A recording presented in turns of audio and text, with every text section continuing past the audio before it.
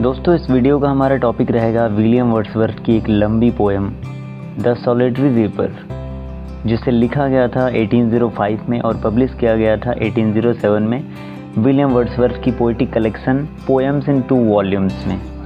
Poem एक ballad है। Ballad एक लंबी पोएम होती है जो कि एक कहानी बताती है। अब बात कर लेते हैं इसके टाइटल की। सॉलिटरी मीन्स होता है अकेला या अकेली, रीपर मीन्स फसल काटने वाली। इट मीन्स इस टाइटल का मतलब है एक अकेली फसल काटने वाली। पोएम कहानी बताती एक स्कॉटलैंड की लड़की की जो खेत में फसल काट रही थी और कुछ गीत गा रही थी। इस घटना का वर्णन पोएट ने बहुत ही खूबसूरती से किया है और पोएम की जो यूनिक बात है वो ये है कि ये पोएम पोएट के पर्सनल एक्सपीरियंस पे बेस्ड नहीं है। ये किसी और का एक्सपीरियंस है जिसे पोएट ने एक बैलेड में फ्रेम किया है।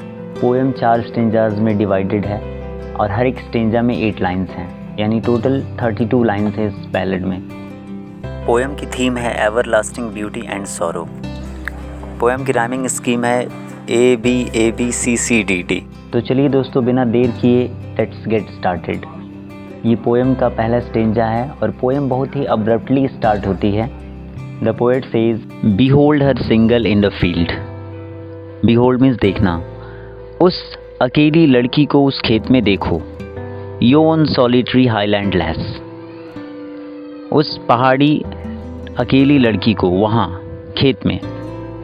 Reaping and singing by herself, जो अकेले ही फसल को काट रही है और एक मधुर गीत गा रही है। स्टॉप हियर, या तो यहाँ रुक जाओ और जेंटली पास, या आराम से गुजरो ताकि उसको पता ना चले। Alone she cuts and binds the grain. अकेली ही वो फसल को काट रही है और फसल के डंठलों को बांध रही है। एंड सिंग सम मेलॉन्कली स्ट्रेन, और एक दुख से भरा हुआ गीत गा रही है। O listen for the vale profound. अरे सुनो, ये पूरी जो घाटी है, प्रोफाउंड मीन्स गहरी, ये पूरी जो गहरी घाटी है is overflowing with the sound. ये उसके उस गीत से पूरी तरह से भर रही है, यानी पूरी की पूरी घाटी उसकी गीत से गूंज रही है। दोस्तों हाईलैंड स्कॉटलैंड की जगह है और पहाड़ी एरिया है, और लैस लड़की को स्कॉटलैंड में लैस कहा जाता है। In the next stanza, the poet writes, No nightingale did ever chant more welcome notes to weary bands of travelers in some shady haunt among Arabian sands. Nightingale एक song bird होती है। Chant means गाया। Welcome notes यानी स्वागत गीत। Very bands of travellers यानी थके हुए मुसाफिरों या यात्रियों का एक समूह। शेडी हंट यानी छायादार जगह। अरेबियन सैंड्स मीन्स अरब की रेत या रेगिस्तान। पोएट यहाँ कहते हैं कि किसी नाइटिंगेल पक्षी ने भी अरब की रेत में किसी छायादार स्थान पे बैठे हुए थके हुए यात्रियों के समूह के स्वागत के लिए ऐसा गीत कभी नहीं गाया होगा जैसा मधुर गीत ये सॉलिटरी रीपर गा रही है। यानी नाइटिंगेल बर्ड से भी ज़्यादा अच्छा ये गीत लड़की गा रही है। इसका गीत कहीं ज़्यादा सुपीरियर है। A voice so thrilling never was heard in spring time from the Kuku bird. जितनी रोमांचित कर देने वाली आवाज़ इस सॉलिटरी रीपर की है, उतनी रोमांचित कर देने वाली आवाज़ कभी स्प्रिंग टाइम में कुकू बर्ड ने भी नहीं गाया होगा। Breaking the silence of the seas among the farthest Hebrides. इस कुकू बर्ड का सॉन्ग जो कि हेब्रिडीज दोस्तों स्कॉटलैंड में एक आइलैंड है। इस कुकू बर्ड के सॉन्ग में इतना पावर होता है कि वो हेब्रिडीज तक पहुंच जाती है और वहाँ के समुद्र की खामोशी को भी तोड़ देती है। लेकिन फिर भी इतनी रोमांचित कर देने वाली आवाज़ इसकी नहीं है जितनी कि इस सॉलिटरी रीपर की है।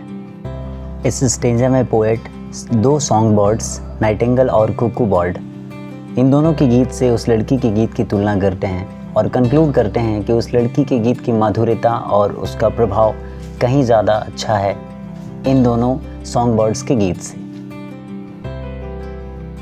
बढ़ते हैं हमारे नेक्स्ट स्टेंजा की ओर। पोएट इस स्टेंजा में लिखते हैं, will no one tell me what she sings, कि क्या मुझे कोई ये नहीं बताएगा कि वो लड़की क्या गा रही है, किस विषय में गा रही है। Perhaps the plaintiff numbers flow, शायद वो कोई दुखद गीत गा रही है। प्लेंटिव नंबर्स मीन्स दुख भरा गीत। For old unhappy for of things, वो गीत किसी पुरानी दुखद घटना के बारे में हो सकता है। एंड बैटल्स लॉन्ग एगो, या फिर वो किसी वर्षों पहले लड़े गए युद्ध के बारे में गीत गा रही हो। और is it some more humble lay, या फिर हो सकता है कोई वो सामान्य गीत गा रही हो, फैमिलियर मैटर ऑफ टुडे। हो सकता है वो कोई सामान्य गीत गा रही हो जिसका संबंध व्यक्तियों की ज़िंदगी में आमतौर पर घटने वाली घटनाओं से हो। सम नेचुरल सरो, या फिर किसी वो प्राकृतिक दुख के बारे में गीत गा रही हो, किसी प्राकृतिक आपदा के बारे में, लॉस नुकसान के बारे में, या दर्द के बारे में गीत गा रही हो। यानी वो किसी प्राकृतिक घटना से हुए नुकसान या उससे उत्पन्न दर्द के बारे में गीत गा रही हो। दैट हैज़ बिन, जो अब तक हो चुकी है, एंड मे बी अगेन, और दोबारा घटित हो सकती है। यानी इस पूरी स्टेंजा में पोएट ये अनुमान लगाते हुए दिखाई पड़ते हैं उस लड़की की गीत की विषय वस्तु क्या है। पोएट को लड़की के गाने की लैंग्वेज समझ नहीं आ रही है, लेकिन बहुत स्ट्रांगली पोएट अज्यूम करता है कि वो लड़की ज़रूर कोई सैड सॉन्ग गा रही है। अब बारी हमारे लास्ट स्टेंजा की। वो लड़की को फसल काटते समय और गीत गाते समय देखने वाली घटना पास्ट में चली गई है, अतीत में चली गई है। अब पोएट लिखते हैं उसको याद करते हुए, what ever the theme the मैडन सैंग, मैडन यानी वो कुंवारी युवती, कुंवारी लड़की, जो कुछ भी उस कुंवारी लड़की ने गाया, उसके गाने का जो भी विषय था, as if her song could have no ending, लेकिन ऐसा लग रहा था कि उसके गाने का कोई अंत नहीं है। आई सा हर सिंगिंग एट हर वर्क, मैंने उसे उसके काम करते समय गीत गाते हुए सुना। And over the sickle bending, जब वो झुककर हाशिए से फसल काट रही थी।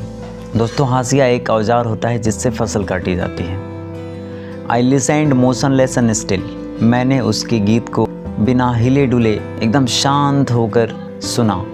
And as I mounted up the hill, और जब मैं पहाड़ पर चढ़ा, the music in my heart I bore, तो उसके गाने को, उस मधुर संगीत को मैंने अपने हृदय में समाहित कर लिया। Long after it was heard no more, और ऐसा गीत कभी भी, यानी आज तक मैंने नहीं सुना। यानी यहाँ पोएट कहना चाहते हैं कि मैंने उसके गीत को सुना, और गीत को सुनते सुनते बिना उसे डिस्टर्ब किए मैं आगे बढ़ने लगा, पहाड़ी पर चढ़ने लगा, और धीरे धीरे उसकी आवाज़ जो है, उसका गीत धीमा पड़ने लगा, क्योंकि मैं दूर जा रहा था, पहाड़ी पर चढ़ रहा था। उसके बाद तो ये गीत मैंने कभी नहीं सुना, लेकिन उस गीत को मैंने दिल में बसा लिया, और उसे जब चाहे तब मैं महसूस कर सकता हूँ, सुन सकता हूँ, क्योंकि उसे मैंने अपने दिल में बसा लिया है। होप आपको ये पोएम समझ आई होगी। सब्सक्राइब और लाइक तो आप कर ही देंगे। Thanks for watching.